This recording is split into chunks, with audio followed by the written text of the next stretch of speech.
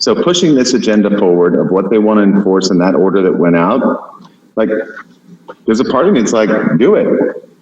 Because then I want it to be heard by a jury. I'll just spread it out further. Because people will know what happened in that courtroom. And I don't know exactly what happened, like who influenced who, or who's the person that's calling the shots. Because Judge Michael Snipes has a decorated background. Maybe somebody that's involved is pulling the wool over his eyes.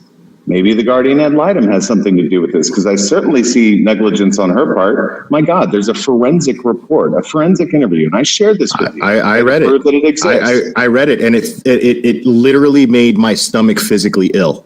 It should. But here's what pisses me off. She never even presented it as evidence in the court. She's more interested in going and getting text messages from a person I'm going through a divorce with that prove absolutely nothing and presenting them as evidence in the court of coaching, and anybody's welcome to go read them yourself, okay? Instead of using a forensic interview from a nurse that's qualified to do this kind of thing, that clearly shows that my daughter had outcries that were consistent with what she had said all along, that were super fucking concerning, that documented injuries she had on her body from the interaction that happened on the 18th of August. Like, I mean, and why isn't that evidence put into the file? Why does it? There's also that's going on. There's also a diagnosis that states that she was sexually abused by a parent. Yes. That's the diagnosis of her discharge. Discharge diagnosis, page number 1. Why is this not an issue?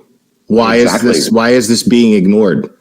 How would you ever ask a father that's presented with these type of documents to just hand their child back over into the care of the parties who she alleges did this stuff? I can't say I disagree with you. Ever ask someone to do that? I mean, I can't say I disagree with you, but I also, I mean, if I'm being honest, I can't get behind you not complying with the law. Yeah. The easy thing for me is to just comply with whatever they want and then start fresh. Take this on in another direction.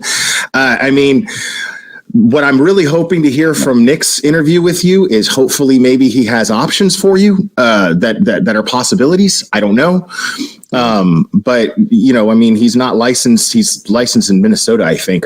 He's not licensed in Texas. So I don't know how much he can help you, but man, I'm gonna follow my heart, and I'm gonna follow my mind, and I'm gonna make sure that I'm doing everything I can to protect her. And I don't feel like she's safe going into the care of the other party. I don't.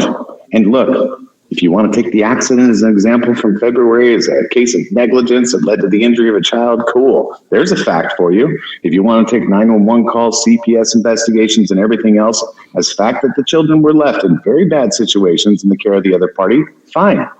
Take them. Look, there's facts, there's documents, there's things you can look at. You want to take the medical records and look at what the doctor said and the nurses said? Cool. Those exist too. But when you add it all together, real quick, sorry. Hey.